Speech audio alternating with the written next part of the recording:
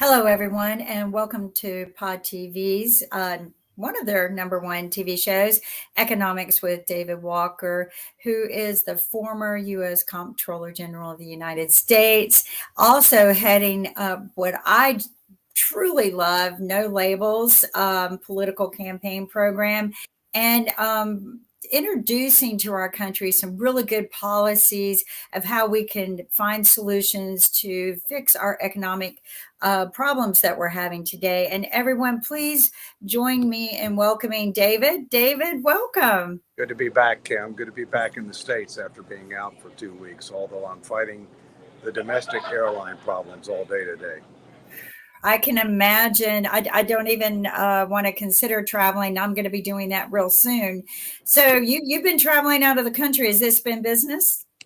No, it's been pleasure, fortunately. We did a cruise that covered the UK, France, Ireland, and including Scotland and Northern Ireland as part of the UK. And the cruise was great, but once we got back to the US and into the Detroit airport, it's been a nightmare ever since. But that's a different story. I'm sure it is. When you're traveling like that, you get your eyes open to other situations that are going on internationally in the rest of the world, like what their economic situations are. Are you able to kind of shed some light on what you've experienced? Well, there's no question. I mean, you don't realize how good or bad you have it until you have somebody else to compare it to, right? And the United States is the leading economic power in the world, although we're losing ground to China. We're the leading military power in the world, although we're being rivaled by China. We've got significant diplomatic influence and we've got significant cultural influence. But the truth is on the current path that we're on, while America's a great country, we're a declining power, and we need to make a number of major course corrections in order to be able to make that a reality. And you can see behind me that I've got this sign that says Rocky. I mean, it's appropriate because we're fighting for America's future, and we're fighting for the future of our children and grandchildren. And it's a big fight, and we need a lot more people to join the fight because Washington is out of touch and out of control. When 74% of Americans say that the country is headed in the wrong direction, something's got to change.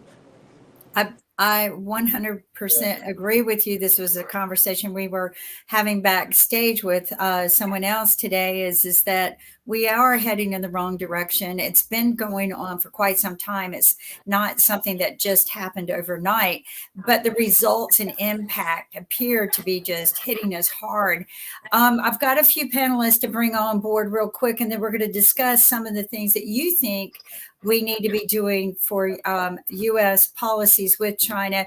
With us today, we have Rick Rosner, former writer for Jimmy Kimmel, also host of his own show, Naked at Night, which is a lot of fun to watch, and current affairs are discussed. We also have from Down Under, Shaq. Hey, Shaq, how's it going? Good morning, good evening. I haven't seen you in a while. We also have our longtime running host, Sasha Starr, who does several TV shows. One of my favorites is his discussions on the Ukraine and Russian war, but he also has a wonderful economic show and investing. And then with us, joining us today is Lee Newton Rhodes and he's running for president. So welcome, everyone. Today, our discussion and topic is going to be what should the U.S. policies be with China? We know that we've got problems. And, David, do you want to lead us on this? Yeah. Can I very quickly, David, can I very quickly give a shout out to the people from West Australia? So I made my radio appearance today. David, if there's a spike in searches for you, it's because I mentioned you on Western Australian radio this afternoon when I was on there. So for those of you that are tuning in from Perth, welcome to the show. David, over to you. Thank you very much, Jack. I've only got about 20. I've got to leave at 11:20 Eastern time for a flight. So let me kind of tee this things off, and you guys can continue the discussion. I'll participate as long as I can. Today's discussion is about China and U.S. relationships with China. And let's start back with what are the four elements of a superpower. A superpower is a country that has global economic power, global diplomatic influence, global military capabilities, and global cultural. U.S. China, I would argue, meets that definition well, although some people will debate that. The truth is that we have a very complicated and complex relationship with China. When you look at it from a military capability, and when you look at it from the standpoint of a diplomatic capability, we have a strategic competition that is sometimes adversarial. When you look at it from an economic and cultural perspective, it's more of a competition than it is an adversarial relationship. At the same point in time, we need to recognize that we need to avoid conflict. And we can avoid conflict with China, although when you look at history, you'll see that when you have a leading superpower that's on the decline, and we are, unless we end up changing course, which we must and should, then that creates great tension with a rising superpower, which in this case is China. Now, a few thoughts. One, there's some fundamental differences between China and the U.S. They obviously are an authoritarian government. We are a democracy, a republic which is a representative democracy. That means that they've got the ability to do a lot more effective planning and execution. They can get things done a lot quicker. They can decide what needs to be done a lot quicker than we can. But it starts off, quite frankly, with a plan. They have a strategic plan. They think long term. Their strategic plan deals with economic, diplomatic, military, and cultural aspects. One major aspect of that plan is the Belt and Road Initiative, which covers all of those elements. And on the other hand, the United States does not have a plan. They tend to think more long term and more strategic. We tend to think short term and more tactical. And there's a number of different things that we need to think about doing, and then we can open it up for discussion. When we look on the economic front, we clearly need to make sure that we're having effective trade relationships, which means that it's more than being free trade, it's being fair trade. And there are a number of circumstances right now where the relationship between the United States and China does not result in fair trade, including stealing of intellectual property and a variety of other issues. When you look at the United Nations as an example, the UN Security Council needs to be reformed to recognize the realities of changes in the post-World War II environment. No country, including the United States or China, should have a veto on actions coming from the Security Council, and the Security Council ought to be expanded to recognize the changes that have occurred since World War II with regard to global power, if you will. When you look at other issues such as surveillance, we need to have much greater counter-espionage activities going on with regard to China.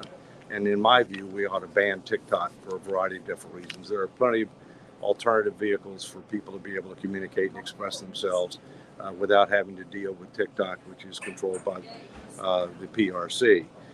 We need to accelerate our alternative sourcing strategies. We're relying upon China way too much for manufacturing. We're relying on China way too much for sourcing of critical materials, including rare earth minerals, not only an economic standpoint, but also from a military standpoint. So we need to onshore more and look for alternative sources more.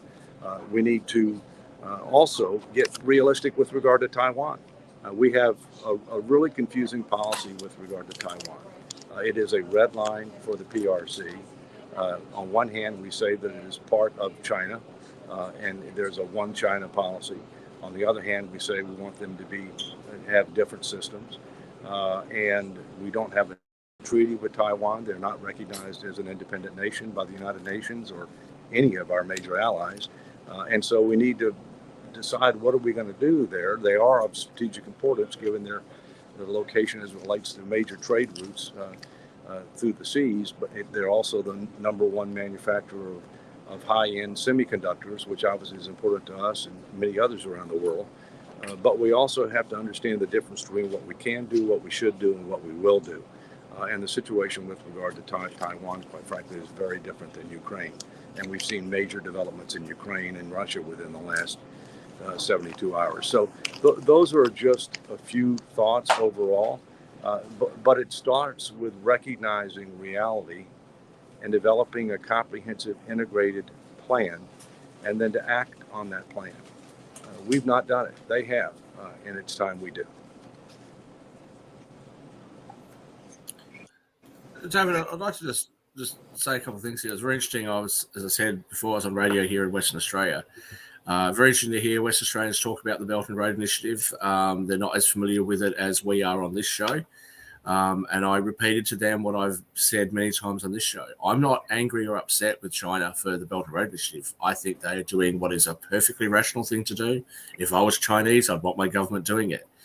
And I find it just extraordinary that we're not doing the same thing. You know, here in the West, not just the United States, but here in the West, especially the Five Eyes countries, we should be trying to expand our influence through trade the way that the Chinese are doing, and we're not doing that. I think it's very disappointing that we are arguing about Dylan Mulvaney having his face on or having her face or they's face on a Bud Light can. This is, you know, a big news story that's been talked about by left media and right media, and meanwhile we've got this debt crisis happening.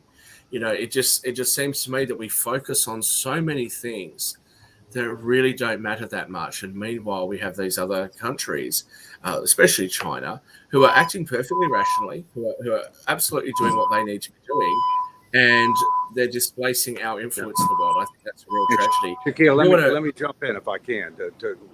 First, I agree with you wholeheartedly. The fact of the matter is I don't dispute what China is doing. I think they're doing what's in their national interest. And I think the real problem is we're not doing what we should be doing. And the West is not doing what it should be doing. So it's not that what they're doing is a problem. It's the fact that we're failing to do things, if you will, which creates a vacuum and gives them an opportunity to capitalize on it. Secondly, I also agree with you that we're focused too much on cultural and social issues and not focused enough on the issues that really matter with regard to maintaining our strength from an economic, diplomatic, military, and other aspects. There's no question about that. So we're in agreement on that. I do want to ask you two questions, though, and I will say, yeah, look, obviously we are in agreement on that. I think it's disappointing, and I think that we're actually in no place to criticise China or any other country for expanding their influence, because it's not us criticising them for doing it. It's really us criticising ourselves for not.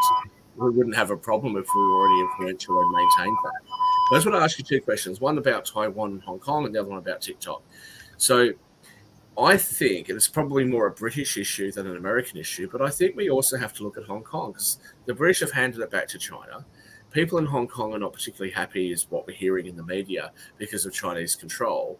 Are we going to interfere? Because that has the potential of firing up. Are we going to interfere by having Western forces go in there, whether it be diplomatic forces or military forces? Are we going to interfere with that, or are we going to accept that? If we are going to accept it in Hong Kong, do we have any real standing to say anything about Taiwan? And just in relation to TikTok, I agree with you. I think that TikTok is a real problem. But the fact that TikTok has some connection to the Chinese government, look at what Google is doing. Look at what, YouTube and all these different social media sites and social media apps that we have, Facebook, etc. There's been long complaints, also people that are a part of our network, who talk about how much information they actually have on every American, every person around the world that uses their service. Edward Snowden talked about this. So is it that TikTok's doing anything different to what we allow American companies to do already? Is there a difference between the two?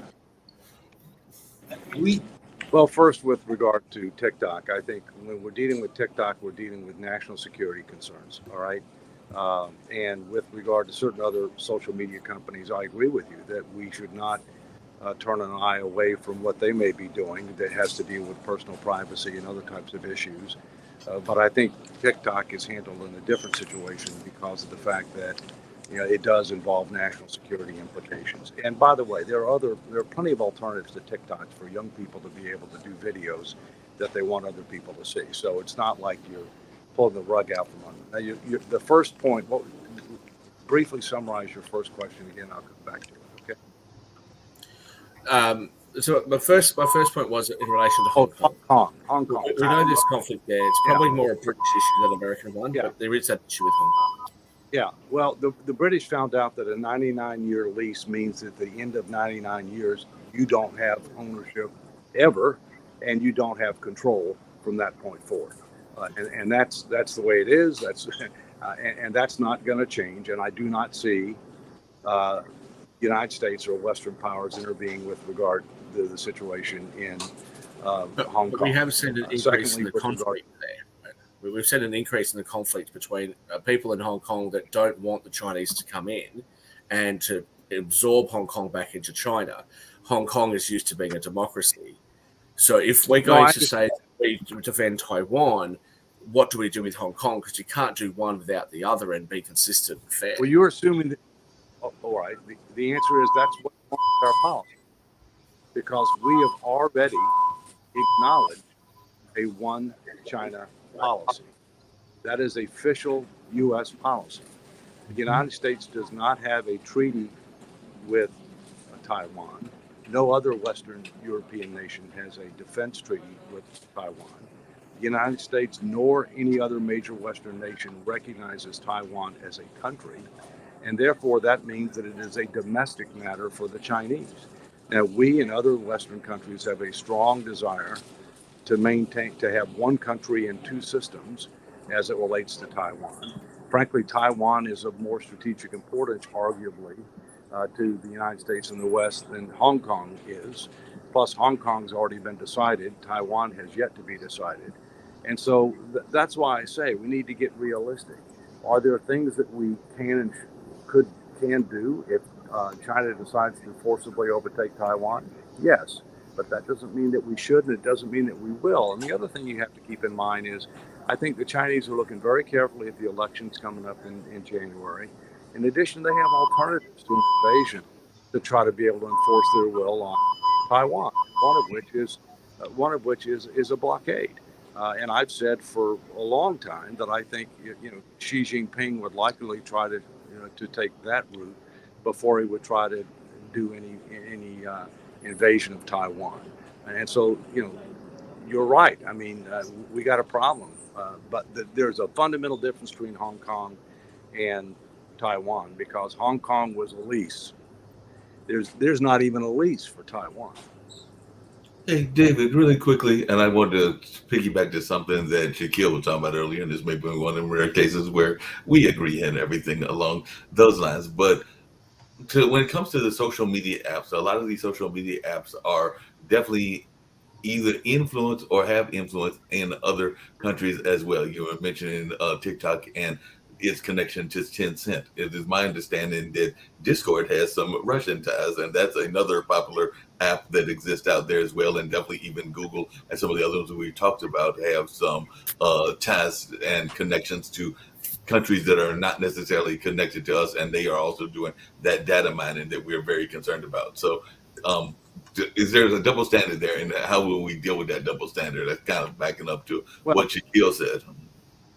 Well, we shouldn't tolerate a double standard, but I think we have to set priorities, okay? And we have to go based upon what we know.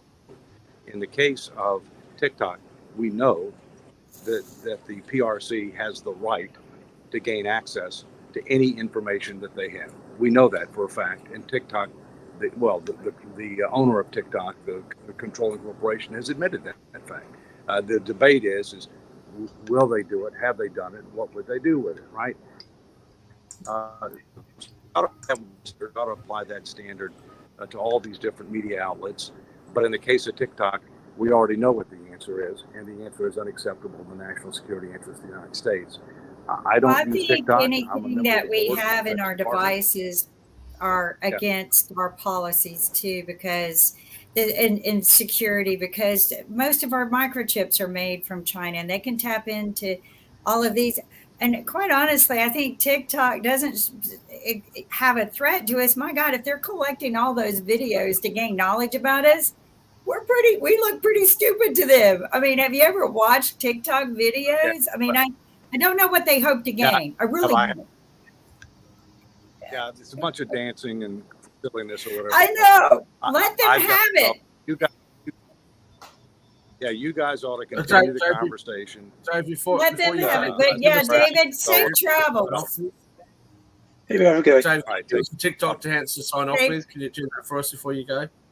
He has to catch a plane, Shaq. He's kind of caught in an airport situation. Yeah, It's not, Kim. It's not necessarily the videos that they're after. It's the data and the personal stuff in the accounts. Also, what are they going to get from it? But I do want to names, dates, birth dates.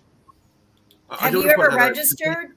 I have not. No. All right. So before anyone talks about what data they're going to get, please go out and at least take a look at what you register with. And honestly, I have lied about every one of my birth dates, and I've misused my name or, whatever.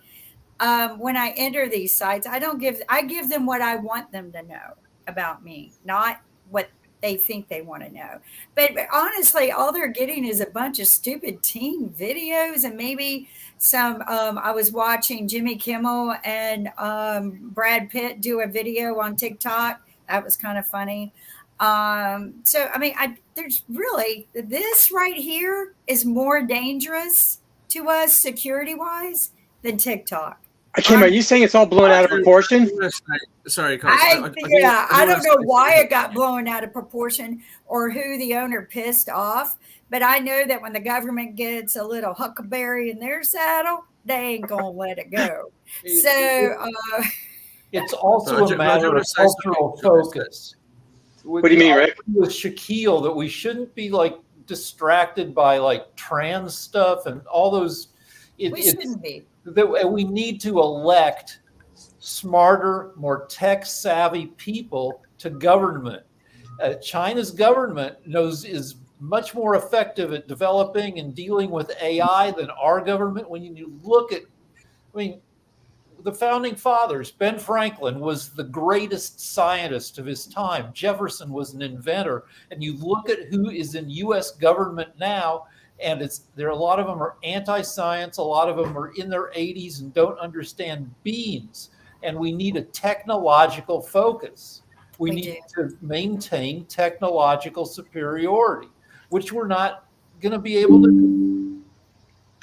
No, I agree with you, Rick. I think we need somebody with a more engineering type mind who knows how to prioritize and put things into place, more of a project manager type of a person who also understands financial. Hold on a second, Kim. Hold on. Does that mean that you're running for president? Because that sounded like a description of you. So are you running for president? Did you just announce your candidacy? Oh, heck no. I'm not going to be the target. No. I'm supporting Lee and David and no, Marcus, the combination of those who are. Biden. Anybody but Trump. Can I just come in here for a second? Because there was a point that I was trying to make there. Just come back to TikTok for a second. So if we're going to criticize TikTok, we've had Rex Lee, we've had other people who talk about tech. They talk about the fact that, but the two major phone companies, Samsung, which I have, and iPhone, which many of you guys have. These are the two phones that everyone has. Samsung and iPhone, and they both actually have things within the phone that they sell to other people that can actually get the data from your phone, your location data. All these different things, unless you actively unallow it, disable them, right? Disable it. So, yeah, it's a better word. I can't speak properly at the moment. I've just flown all over the world, so give me a chance here. Thank you, Lee. But that's got to be a really significant problem. And yes, TikTok's doing it, but the fact of the matter is, we're allowing other companies to do it, and there's undoubtedly hostile countries that get access to that information as well. Now, back to your point, Rick. Look, I think it's one thing to say, yes, we must focus on the science, but the reality is that government policy around the West actually doesn't put science at the forefront as the priority of policy.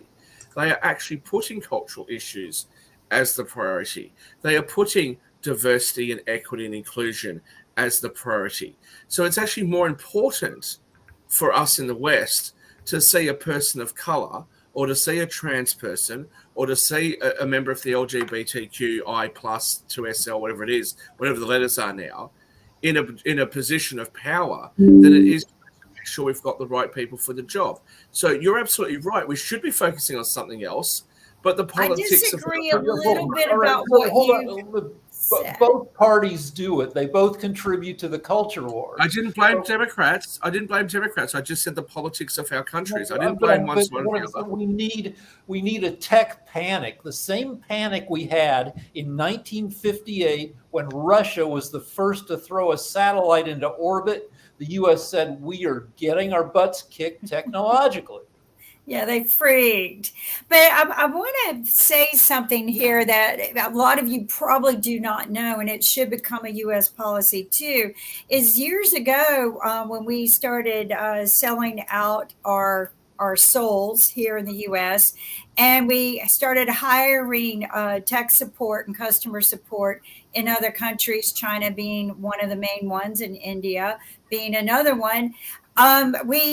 They have complete 100% access to your phone lines, all your data through the phone company. The phone companies outsource all of the customer support to other countries. If you haven't ever noticed, they can actually go, can you hold on a minute? All right, I'm going to access your server in your house, and I'm going to turn it on and off. They have complete access and control. And you guys want to whine about, not you guys, but the country wants to whine about a bunch of videos and go, well, what, you register and give them your birth date? Baby, you've given it to them a long time ago. I don't think, Kimberly. Wake up! I don't think woke. I don't think that the concern is about them seeing videos of teenage kids in our countries dancing. That's not the issue. It's the data that they have on the kids. It's the amount of information they're gaining. But also it's no more than what they already have through the phone companies. Also the concern is that they're obviously able to influence our children in a way that we can't. Stupid people running this country. Parents aren't able to. Shaquille, I think you're making a good point. I think part of it is they are able to influence. They can pick and choose what we see.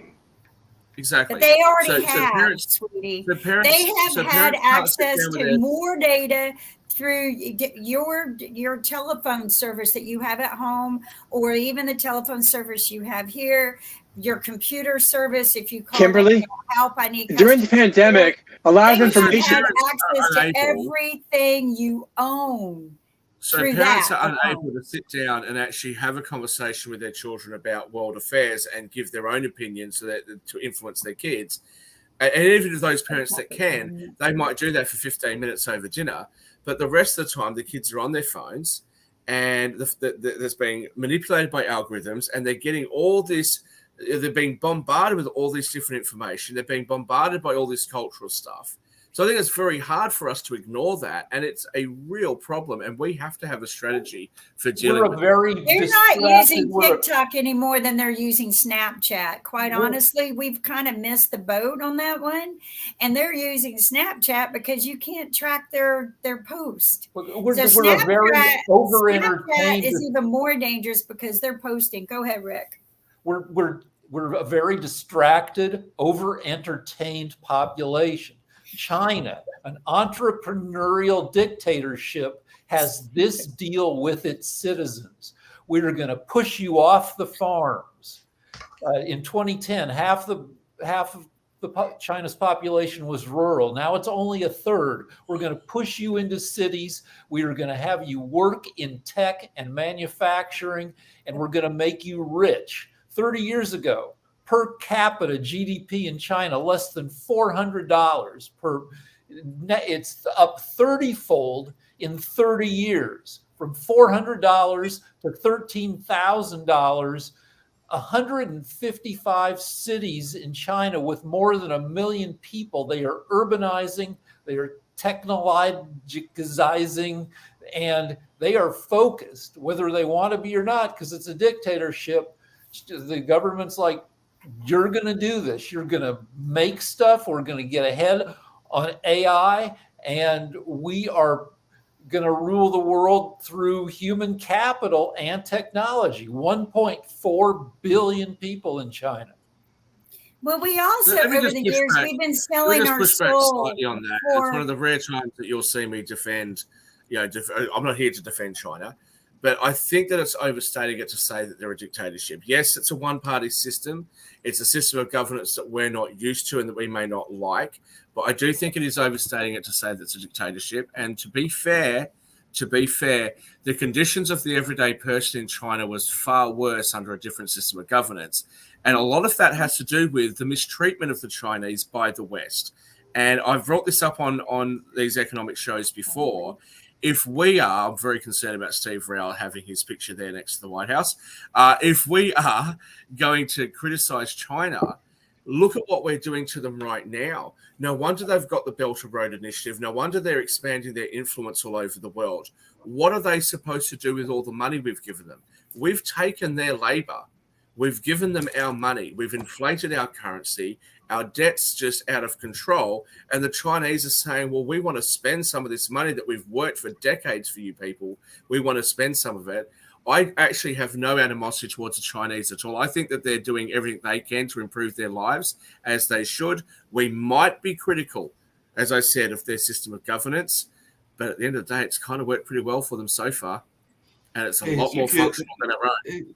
Hey, Shaquille, two quick questions. One, yes. Shaquille, two quick questions. Hey, One guys, thing, I'm back. I know that Steve is very big into his notion of the infrastructure. And when I study history and look at the train system, the old train system, it was a lot of folks that were from historical China that did the building of that train system, sometimes under some very difficult situations and all along those lines. But my question for you, Shaquille, is I'm hearing a lot of people, and I had a guest on, hopefully I'll play their whole interview later, Mr. Bradley and everything, that talked about the growth and the fact that China is, I know David had this whole thing about America, a superpower, is it still one, or something like that was the title of the paper in the book that he did. And he was bringing up the fact that China is aligning to some degree, maybe not all the way, but they're aligning to some degree with India, and also the stands, which are those kind of Russian Asian countries that are existing as well. So if that is the case, are they the new superpower? And don't we need to really be paying more attention to them at all? But they are because we're not. But they are because we're not doing anything, or what we are doing is terrible. Now, somebody can fact check this. Something I just heard, I haven't verified it yet, but apparently 30% of the world's economy is currently coming from countries that have been sanctioned by the West. Now, we can moralize about this and pontificate about this all we like. Let's be realistic. What are we expecting that 30% of the world to do? Of course, they're going to be looking to form alliances. Now, as for the BRICS nations, again, if you're Brazil, if you're Russia, sorry, Sasha, but just bear with me here. If you're Russia, if you're India, you're China, or you're South Africa, okay, you're not particularly well liked, but with the exception of China, you're not particularly well liked by the West. You're not particularly well supported. Why wouldn't you try to enter into agreements with other countries that are actually in a similar position to you, right? So with Russia and India, okay, if you're India and you think you can buy oil at under the market prices, why wouldn't you do that? Would you not do that because of some great alliance to the United States or to the United Kingdom that haven't helped you? Shaquille, quick question to you. Why wouldn't you enter into agreements with China without having agreements with the UK and the US? Why wouldn't you do that if you were those countries? Sasha? Very quick question, Shaquille, to you. Maybe the reason that these countries, BRICS, are not embraced by the West is because they started very aggressive anti-Western policy back in 2005, approximately, about that time, when Putin started to cajole all these countries. Oh, we are together, we are all oppressed by the West. We should do together, we should create our own currency, our own economy, and eventually we will defeat all these imperialists, and they will go down by themselves anyway. Maybe that's the reason, maybe that's what you're... I mean, a lot of... But Sasha, to be fair, on this point, you all are saying I'm having some Wi-Fi issues, but a lot of what you're all saying.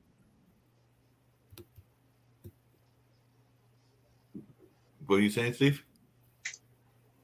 You might have got lost there and everything. Hello, can you all hear me?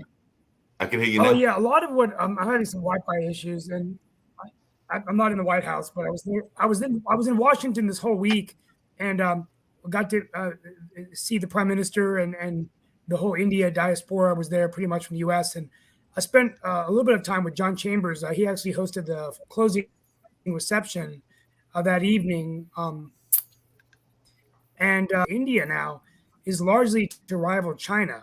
So I think that even though there are concerns about human rights abuses and not condoning not going off on Russia, it seemed like John was so bullish about India becoming the number one economy in the world and the defense partnerships and the collaboration. So I think it's going to be interesting to see moving forward how the U.S. works with India as a foreign policy, the world's largest democracy, although some question it really isn't a democracy anymore. But I just wanted to throw it out there, and I'm going to be talking a little bit about that tomorrow on World Edition. But I've never seen a world leader given that kind of reception like the White House gave Narendra Modi, the prime minister.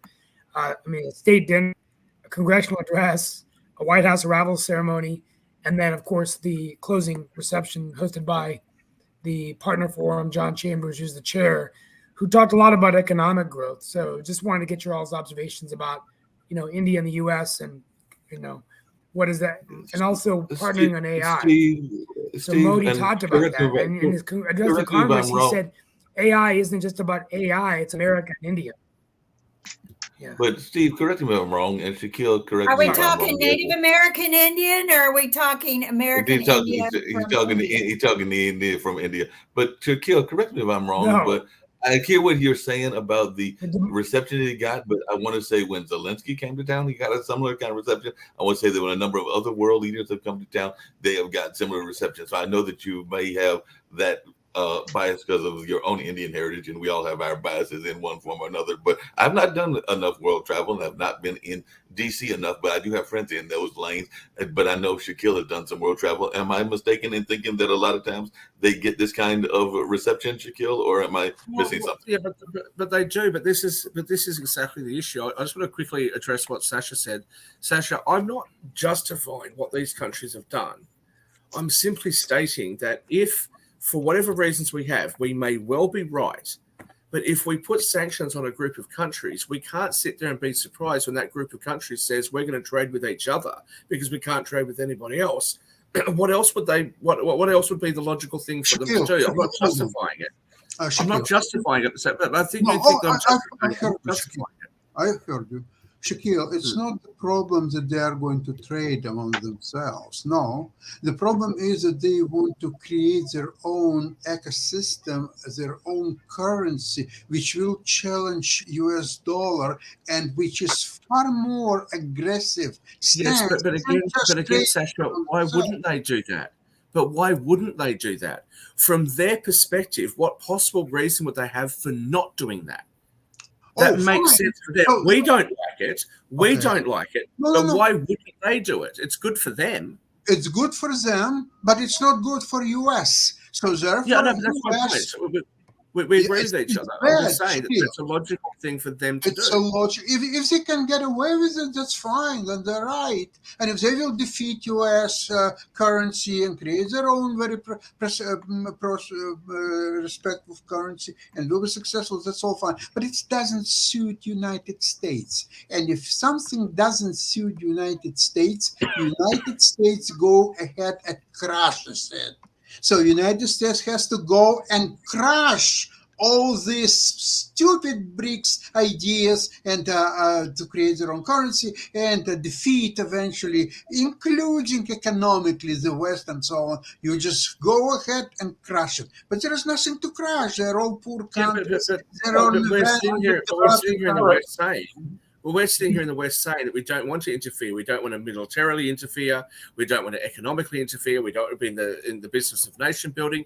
We can't have it both ways. Let me just quickly come to you, Mark. Let me just say this. Okay, so I'm Indian by ethnicity or by blood or genetics only. Okay, I don't know much about India. I've never been to India, and my family is several generations away from India. You missed what I asked. I didn't. Let me answer you. When we have standing ovations and these great state, banquets for world leaders, it can come across as an endorsement. Now, Modi, look, he's popular, but he's unpopular amongst certain groups. And there's a lot of minority groups, especially those that are not Hindu, within India. There has been a massive increase in conflict between these groups, and that conflict has actually spread across the world to other places that are inhabited by Indians, such as Fiji, where my family have lived for a few generations, and even the Fijian Indian community and the Indian community in places like New Zealand and Australia. And I know that firsthand because I just observed it. So where for generations there was no conflict between Hindus and Muslims or Hindus and Christians that were Indian, all of a sudden there's a bit more conflict and tension within that community. That's not something that's going to be recognized by the United States. And I think when I talk about actual diversity and why I get really annoyed with how the United States looks at things, when they basically judge people on their skin color and they basically say, well, you must all be the same. And when you try to point out that actually people might all be Indian, just as an example, but it's a big country. We're spread out across the world. People who are African American don't all come originally from the same country in Africa. There are different tribes, there are different countries, there are different experiences, but that gets lost. And oftentimes within the minority communities, you get these major groups who are not the minority within the minority that get represented. And in my opinion, that's what happens when you see political leaders from countries like India come to the White House and they're treated like royalty, and not much attention is paid to those people that might be left behind. And that's a major concern for India at the moment. That's something that Indians talk about at the moment, but you'll never hear it on mainstream press. Hey, Shaquille, you must have been listening to my latest shows and several of the latest shows, because that is a topic that I bring up quite a bit, which is that we are not monolithic, meaning that African Americans are not monolithic. Africa is not monolithic. Latin America is not monolithic. And a number of these places are not monolithic, meaning that they don't have the same viewpoints and that they have different viewpoints. I mean, you can have a Tim Scott, you can have a William Barber.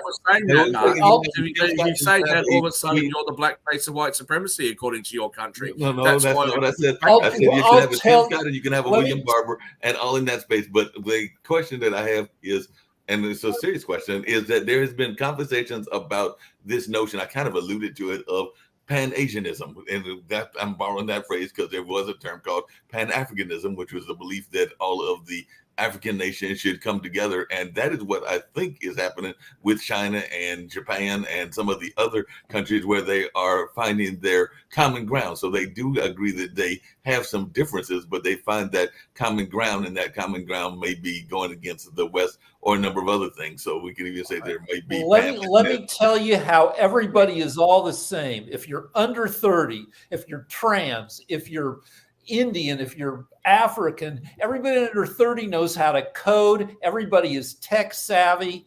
That fine. Diversity's fine as long as everybody is tech savvy, and as long as we take advantage of that. The BRIC countries add their populations together, and they have 10 times the population of the United States. And so we're spoiled because at the end of World War II, the U.S. had half of the world's manufacturing because Europe was in ruins, and that we've gotten lazy and complacent. It's like Wall-E or Idiocracy here. And unless we recapture tech and make it part of our governance and policy and common knowledge, we're going to get smushed. Hey, Rick, but along those same lines, we really do have to make sure that we stamp out some of these cultural disputes so that we can focus on the stuff that's actually important. But let's just talk about COVID. Yeah, it's trust the science, trust the science. Okay, so what's the science? Shut up, racist. So how would you just tell me to trust the science? What's the science say?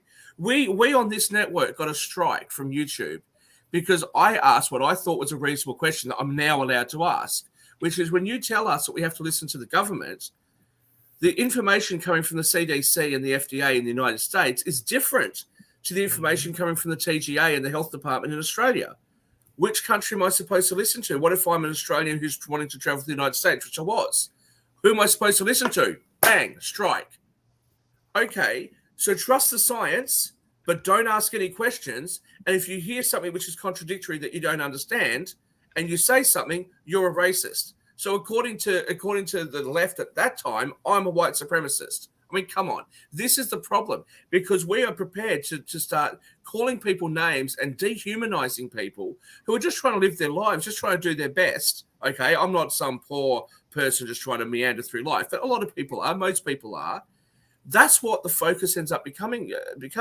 And then when somebody says, okay, well, look, are you aware of this particular difference in some app?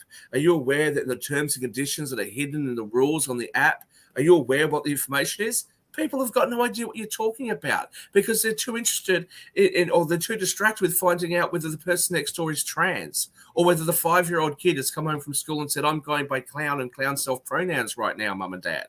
That's what we get distracted by.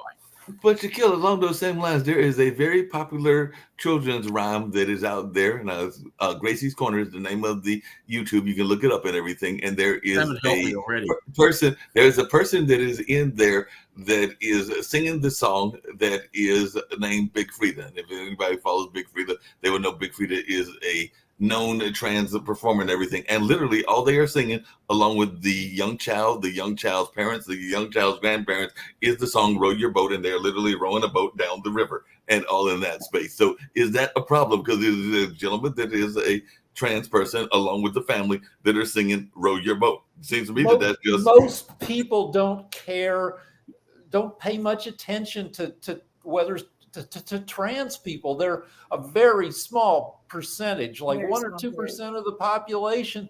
And it's the loud voices who focus on the culture war stuff. Most people just want to live their lives and not think about these divisive issues. But Rick, hold on a second. Rick, you live in California, right? And there's nothing wrong with California. I love California. You guys are a lot more open there, and that's why I love coming to California. But, we've just had Pride Month, or we've almost finished Pride Month, right? And you're talking about, like, say, in London, where every single British flag was taken down and the Pride flag was put up. We're talking about, every school having to do something for Pride, et cetera, et cetera. It's one thing for someone like myself and most moderate people to say, hey, you guys do you. I've got no problem with that. I don't hate you. Just, hey, you guys do you. To I have to actually actively come out there and show my support for something. It's not that I don't support it. I just don't care. Why do I care what you're doing in your bedroom? And that's what the opinion was 10 years ago. But now all of a sudden, it's just in your face everywhere to the point that people are like, look, I really, I don't care. Right? Like you guys do it. Why do I have to actually participate? And if it was a religious thing, for example, would we ever force Jews or Muslims to celebrate Christmas? No. Would we ever force Christians to celebrate Eid? Of course not. But for some reason, we're all being forced to celebrate Pride. Hold on a second, Shaquille. Back up, because a couple of things. One is I know for a fact that there have been several places, including here in liberal Durham, North Carolina, that they did require various symbols, everything from the Kwanzaa candle to the Jewish symbol to a number of others to be part of the display because they wanted to make sure that all of the major religions were represented in the display. So that has been a conversation that has gone on for a while. So you can't say that because of all the trans and gay Muslims and all the trans and gay Jews that are running around in Durham. I mean, you know what? Try going to Saudi Arabia and see how many gay and trans Muslims there actually are. Try going to Israel and see how many gay and trans Jews you have in Israel. It doesn't happen. See, this is the thing. The LGBTQI community has got a world movement, from what my understanding is. Because of how twisted American politics is, the view of Americans about what the rest of the world thinks is totally, totally skewed.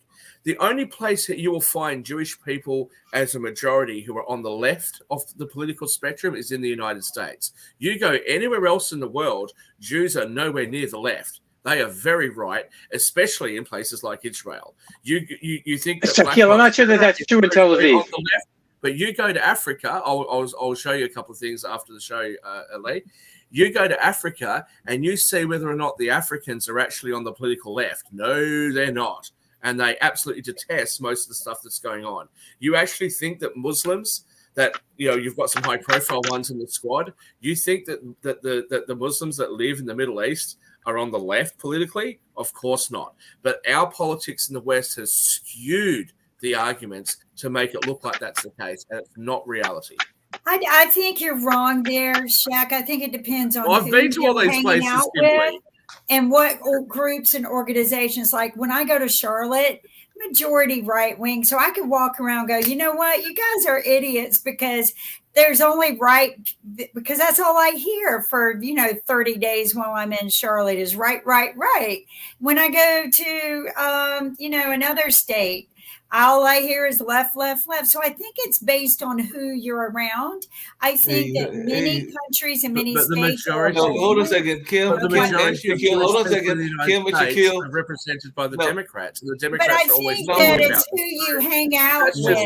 not- Kim It's not and doing- Shaquille, no, it's not hold on doing- a it's not second. I doing don't hanging out think with- you that's what got this is. everyone's view. I don't think Kim, you got no, hold on a second. Not my Hold observation, on a Kimberly. second. These are Kim the and Shaquille. statistics. Hang on, Because these are the I just pulled up statistics. the 10 most. This is what hold on a your second. Census I just Bureau pulled up has the put 10 out there most as to where friendly. these people stand. It's not my Hold on a opinion. second. I just put up the It's 10 what most government friendly says. LGBTQ friendly countries. By the way, number one, or the countries I'm going to name them, they're from around the world. They include Portugal. So that is an LGBT friendly country. Finland is an LGBTQ friendly community. Spain is an LGBTQ friendly community. What relevance is this to what we're talking about? What relevance is this to what we're talking about? We're talking about the Middle East and Israel. We were talking about countries that are not friendly toward that community. You were making it seem like there weren't other parts of the world that aren't friendly. No. I picked Israel because we're talking about Jewish people. I picked the Middle East because we're talking about Muslim people, and I picked Africa because we're talking about Africans, black people. Okay, so you're talking about left-wing European countries. That's not really relevant to my point. But back to you, Kimberly. This is not my observation of what I see in the United States. This is based on what your census department releases as to where people stand politically. And what I'm saying is that if the majority of people in your country in a particular ethnicity feel a certain way, that doesn't mean that that's reflective of what that entire group of people feel around the world. Exactly. Okay. And I think that Americans have a very, very skewed view, and that skewed view is affecting the view that other Western countries like Australia has. But I don't think other countries are one-sided heavy. Yeah. I think that that's the I think point that I was there's making. a balance in every country, Right. and I'm hoping eventually throughout that Africa, all there's a the lot of countries countries come to a where it's the unified. death penalty. There are a lot of countries that have some very negative There's a lot rules of countries in Africa. Africa where it's the death penalty for being gay, which I think is ridiculous and extremely extreme, but it's the death penalty. It's not legal in most of Africa. Most of the Middle East, it's exactly the same. It's certainly not legal. And in many countries, it's a death penalty. So, yeah, it's one thing to say it's not everybody I always over there feels ask that based way, on but that's history, what who's those next? countries- But Yeah, that's what those that's the thing countries with believe. Focus. Christians, I always ask Christians, who's next on your hanging block? Back in history, you can look, who's on their hanging block. First, it was The Christ. Christians- Then it the was, Christians- somebody Here's in that thing with Jews. quote doing that. And then it was Whoa. blacks. No, And then it hold up. women. Hold up, Kimberly. They hung Firstly- women for being women. And, Hold up. so I always ask, next? No, who's hang on. next? Let's- Lesbian, let's gays, just- bis, and trans. Who's Let's next? Let's put some Who's things into next? perspective. First of all, it Who's wasn't next? Christians. It wasn't Place your bet. Christians Who's that hung next? Jesus. It wasn't Christians that crucified Jesus. But secondly, Christians have been one of the most persecuted groups throughout history. I don't understand why we sit here in the West. They and think are that the it's persecutors. okay. It's perfectly okay to go after one religion and not the others. What's wrong with Christians? Why is there all this hate towards the Christians? What's the problem here? No, it's not my just hate against Christians. All religions have their next. Because they have to live off fear. They have to preach fear in people to incite, to make them greater, to unify each other so that they can hate on somebody. That's how most religions work. I know we only got It's about 5 fear. minutes to go. And We all need to be hippies. Yeah. Go to Woodstock. Millions of people in one place loving each other and having a great time, right? I have some. Yeah, but that's because- Yeah, but Kimberly, that's because your generation were high as a kite. Rick, you right? need to guys learn were this. out Hey, there at least there was smoking no that wax crime. tobacco. Hold on. Rick's got a point he wants to make. All right. It's very disheartening that we're arguing about trans and religion and abortion after hundreds of years of fighting about this stuff, because it means that if we can't figure that stuff out, we'll never be able to figure out, like, whether in 20 years, whether a robot should have rights. Can you marry your robot girlfriend, and can you augment your brain with so all the new ethical issues coming down the pike are going to be more challenging than the old ethical, moral, cultural issues, and we're just not prepared to deal with them, which means that the countries that can deal with them will kick our butts. No, Rick, along those questions. To add to what you just said, you were talking about the persecution of Christians about 2,000 years ago. But don't forget that the first Christians who were persecuted by Romans, they were Jews. Nothing but Jews. The first Christians for the first 200 years were only Jews. And only it was adopted by Rome as an official religion. Then the Christians, now who became, of course, Romans and many other nations, they all started persecute Jews. So interestingly enough, that the Jews were persecuted when they were Christians, and that the Jews were persecuted by Christians later on. That's very interesting fact. But the thing is that we get so lost in human rights that we forget about focusing on some of our own problems just here in the United States, and how can we unify to just protect ourselves and keep ourselves back on track. What policies are we going to need going forward, because China is a superpower that is going to be leading here in the near future. They've been planning this for a very long time. They've been very patient. And as Rick said, when you look at the GDP, it may look very equal right now, but they've actually improved their odds very much in the past 30 years. They have improved their lifestyles, their education, and where they're going. They know where we're going. Do we know where we're going here in the U.S.? And I think that that's a conversation we need to have, is where are we going? And let's list it out. Where do we need to be? And I don't think we are doing that. This is not an American thing. The only way to get where we're going in the West. We've seen France do a survey, and 96% of people said that they thought that their children and their grandchildren would have a worse life than what they've had. Just as one example. We're talking about the entirety of the West. We're talking about the future of liberal democracy, right? The Five Eyes nations. Where are we going? We're going down. It's not just an American problem. The whole Western world is just standing by and doing absolutely nothing. Rick, sorry to cut you off. There's a joke that says the only way to get humanity to unify is for aliens to invade. Well, Rick, you said something earlier today. Would you tell me what your grandfather said? My grandpa, in the 1930s, we were selling a bunch of scrap metal to Japan, and my grandpa is famous in our family for having said, all the metal we're selling to Japan is going to come right back to us in the form of their battleships. And I think that that's what we've done with China and every other country who hates us. Yeah, your grandfather must have sold a lot of metals, right? He was a pharmacist. He only sold like aspirin to people. Hey, Sasha, I've got good news for you. No, it's time to wrap up. I got good news for you, Sasha, which is that Canada has the most progressive and comprehensive rights for the LGBTQ community in North America, according to that article that I found. And for Rick, as we're winding down, I know Mark, that you on your show. Okay. I know please remember, Sasha, that the law says that I just want to know, can robots make it to heaven? If you criticize anything, it's a $25,000 fine and potentially jail if you criticize it, because that's freedom of speech, baby. Oh, Canada. Good national anthem. So, Rick, can And robots I make think it that happen? that's going to be a wrap. I do want to, I want to hear more about what's going on in Russia. David had mentioned something in the last 48 hours there. So hopefully we'll gain some information from Sasha later today or tomorrow. Make sure you watch some of these shows. Make sure you watch Naked at Night, because we do talk about some of these controversial issues in a very humorous and entertaining way while we paint somebody naked, and hopefully we'll auction that painting off. So everyone, Maybe we thank can you never very get the much for painting done because joining the us. model is not being cooperative, right, No, Rick? The model's not you being close. can't draw me Thank when you I'm very much yelling. for joining us here on Economics with David. David will be back in the country next week. I wish him safe travels, and everyone take care until next week.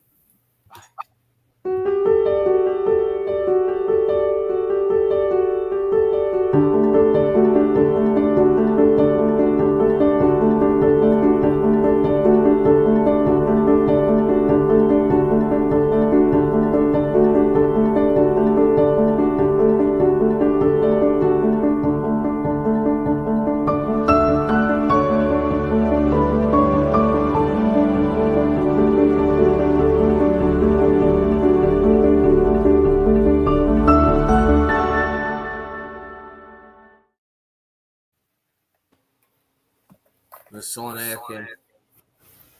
We're still broadcasting. Oh, we are, aren't we? Oops.